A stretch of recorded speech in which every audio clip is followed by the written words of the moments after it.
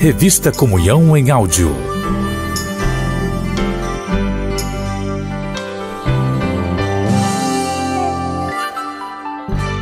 E agora, mulher? Mãe, esposa, serva, profissional, provedora do lar. Como aliviar a rotina delas e tornar sua vida menos estressante? O perfil atual da mulher brasileira passou por diversas mudanças socioeconômicas nas últimas décadas.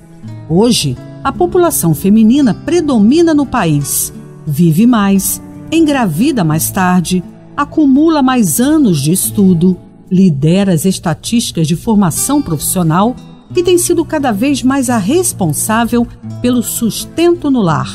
Em 3 séculos, especialmente nos últimos 50 anos, elas obtiveram conquistas em variados espaços e segmentos. Com as revoluções culturais e a força do movimento feminista no século XX, novas configurações sociais foram surgindo, enfraquecendo o modelo homem provedor e mulher cuidadora.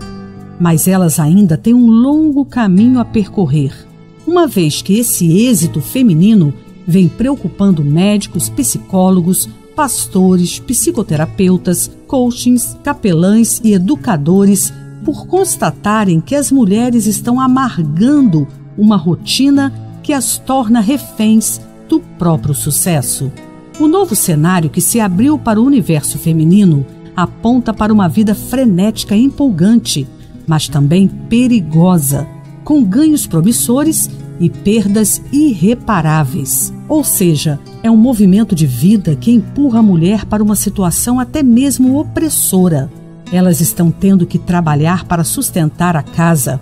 Muitas chegam a passar 20 horas sem ver os filhos, porque têm dupla jornada. Trabalham o dia inteiro e estudam à noite. Os consultórios médicos e psiquiátricos, gabinetes pastorais e até as áreas das empresas mais equipadas estão cheias de mulheres com depressão, com sentimento de culpa por conta dessa revolução do mercado de trabalho. A pergunta que esses especialistas tentam responder é: como reduzir o impacto desse fenômeno de ascensão feminina? Como conciliar tantas atividades, já que o mercado econômico não permite se fazer um caminho de volta?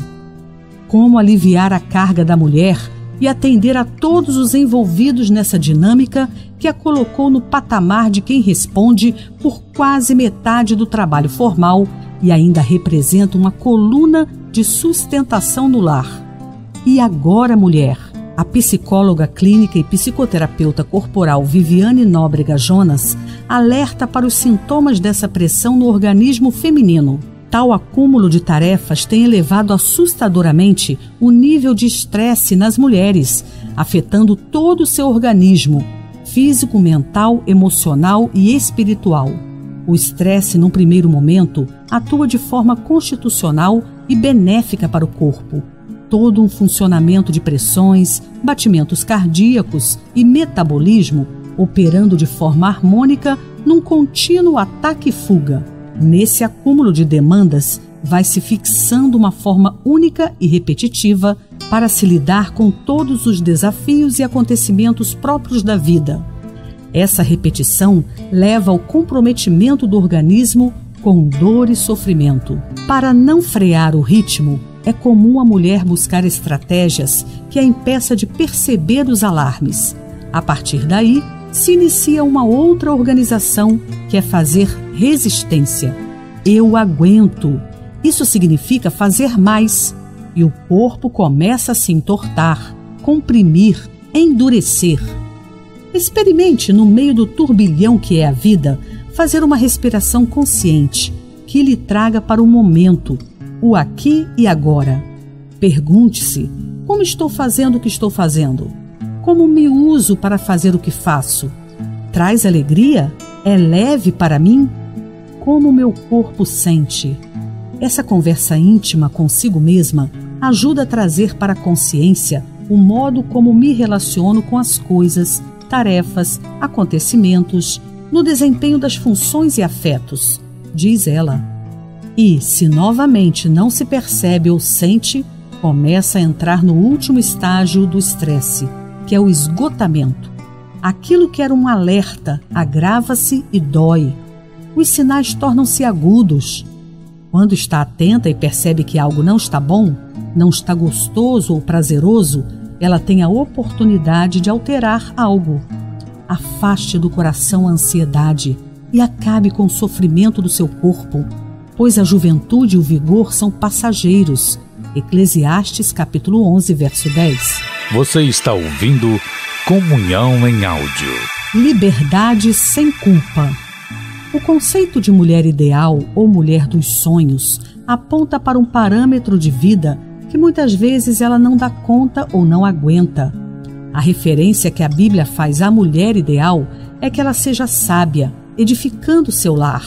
Provérbios 31, de 10 a 31, não diz que ela tem que fazer faculdade, pós-graduação, mestrado ou doutorado, ou então que ela tem que ser dona de casa ou ter trabalho fora. Na visão do pastor Marlon Silveira Gomes, da Igreja Batista em Vitória, a pressão que a mulher sofre é tipicamente a definição de fato social de Durkheim, um fenômeno que leva o nome de um sociólogo francês defensor da ideia de que isso consiste em maneiras de agir, de pensar e de sentir que exercem determinada força sobre os indivíduos, obrigando-os a se adaptar às regras da sociedade onde vivem. Mas precisamos ir pela outra mão dessa via, reforçando a singularidade de cada mulher e dando liberdade sem culpa para ela escolher o que quer fazer e desconstruir qualquer modelo ou parâmetro de mulher ideal ou mulher do sonho, e ainda todo olhar discriminatório sobre suas atividades. Infelizmente, algumas mulheres acabam favorecendo o olhar culposo também. Qualquer mulher que na sua posição julgar a outra, que possuir posição diferente, reforçará o peso e aumentará a pressão sobre as demais. Aquela mulher que trabalha não deve pensar que é melhor do que a que não trabalha, e vice-versa, exorta o pastor.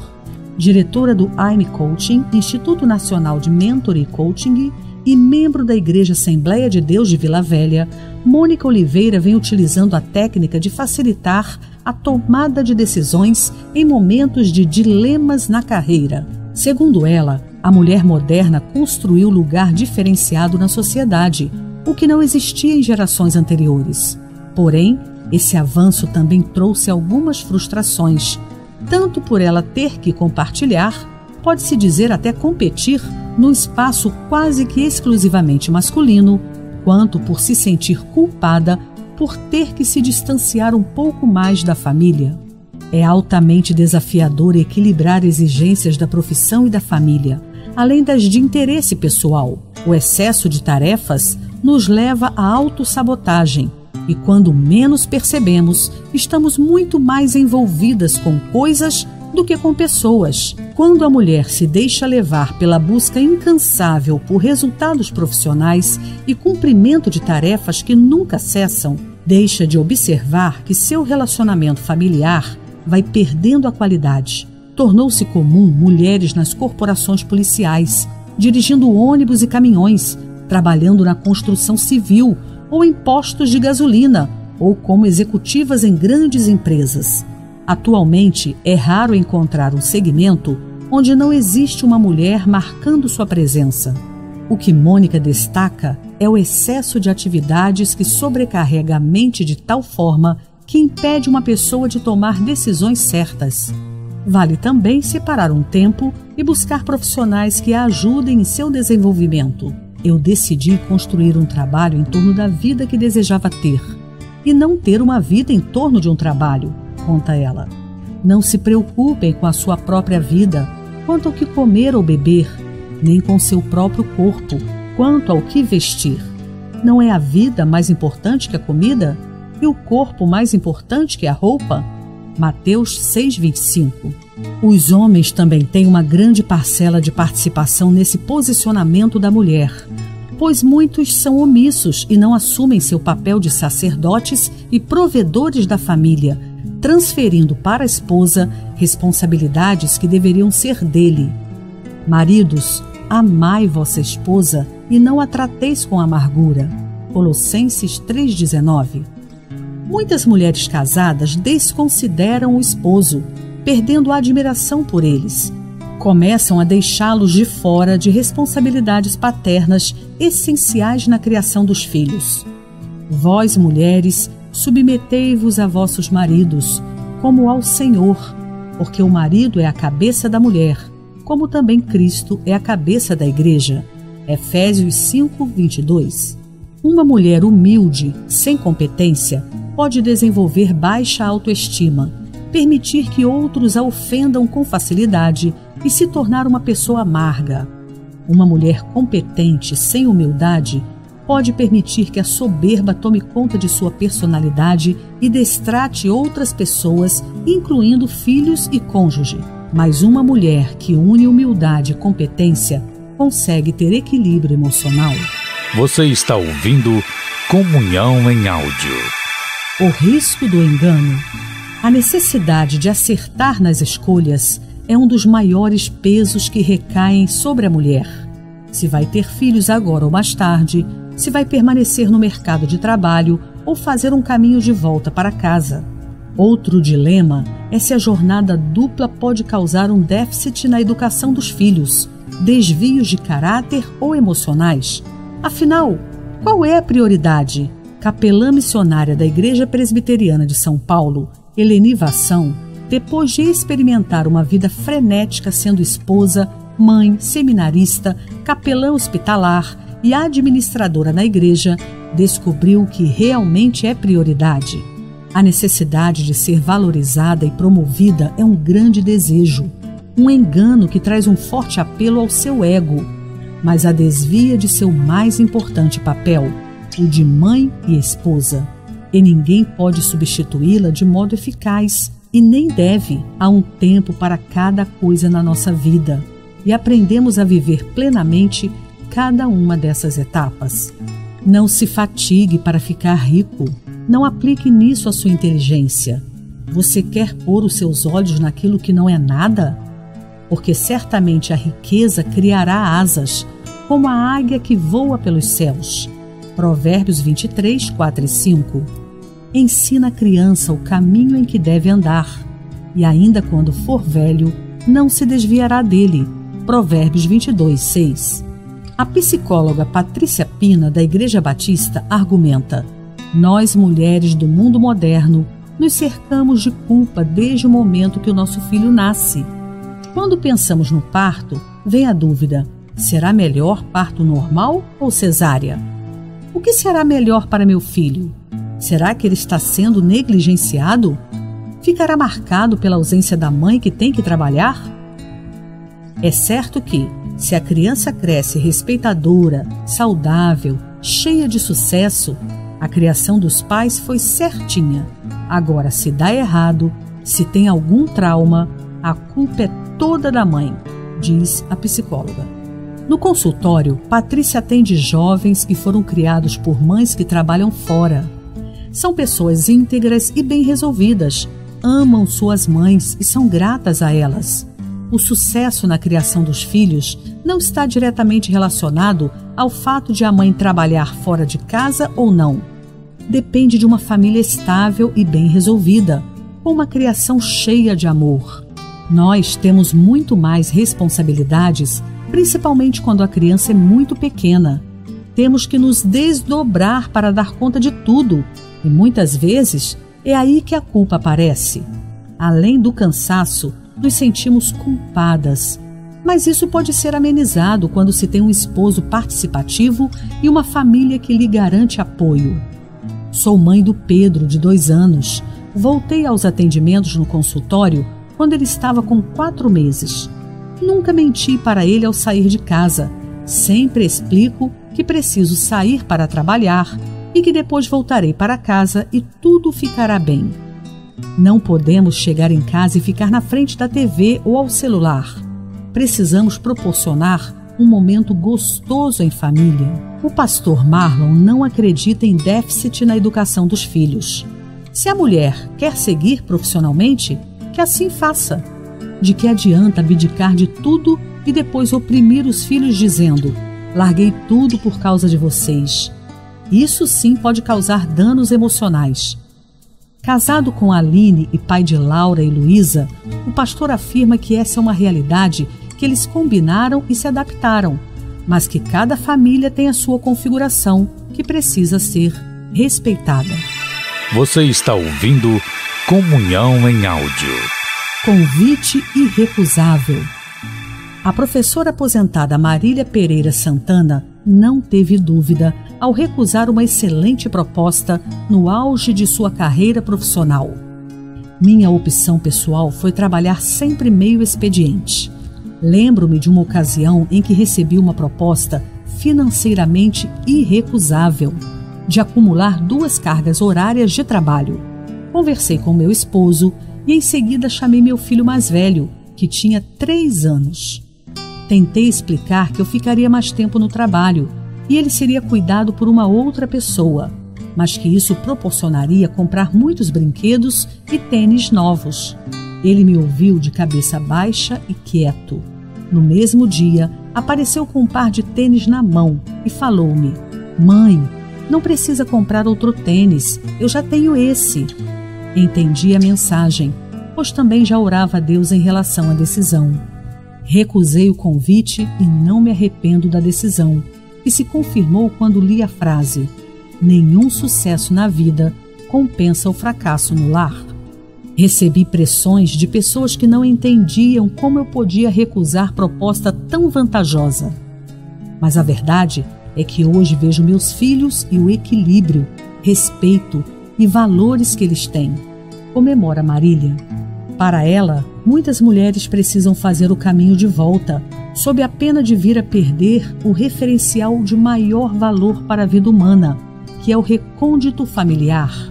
Há muitas experiências, até mesmo de artistas famosas, que optam por uma espécie de período sabático para se dedicar aos anos iniciais da maternidade. Outras optam pela baixa da carga horária, mesmo que isso resulte em redução salarial, entendendo que o ganho será maior, pois aprenderam com Paulo a confiar de que Deus, segundo as suas riquezas, suprirá todas as nossas necessidades em glória por Cristo Jesus. Filipenses 4,19. Essa volta para casa, entretanto, não pode gerar murmuração futura, em que se coloca a culpa em filhos por perdas materiais ou interrupção de realização profissional. Seja qual for a decisão, a psicoterapeuta Viviane pondera que o importante é a sensação de prazer e contentamento de estar fazendo aquilo do meu modo, à minha maneira. É sentir-se leve com as escolhas e modos de ser e fazer próprios. O pastor Walter Santana, da Igreja Batista na Serra, afirma que a situação hoje prevalecente gera, com certeza, esse déficit na educação dos filhos. Nunca se falou tanto de crianças hiperativas e com outros transtornos diversos, fato comprovado por especialistas em todo o Brasil, deixando pediatras e educadores apavorados. Muitos pais têm tentado justificar seus fracassos mediante a providência de rótulos psicológicos para explicar a rebeldia e a falta de limite e valores de seus filhos. Ele aponta o livro Pais Brilhantes e Alunos Fascinantes, de Augusto Cury, que chama atenção para a formação de uma geração denominada DRS, desprovidos das regras sociais, o que é corroborado pelo filósofo Mário Sérgio Cortella, que em vídeo compartilha até de um momento em que se viu obrigado a solicitar a uma mãe que se retirasse com sua filha de um restaurante, assinalando que esta não estava preparada para viver em sociedade. Nesse sentido social, a igreja tem um papel de alta relevância. Ela, como diz o pastor norte-americano Bill Hybels, é a esperança do mundo. É a última fonte de reserva de valores perenes que trazem real saúde à família e à sociedade. Ministérios de família bem estruturados seriam um caminho altamente positivo. Já há ferramentas muito úteis para ensinar a lidar com finanças, filhos, marido e esposa.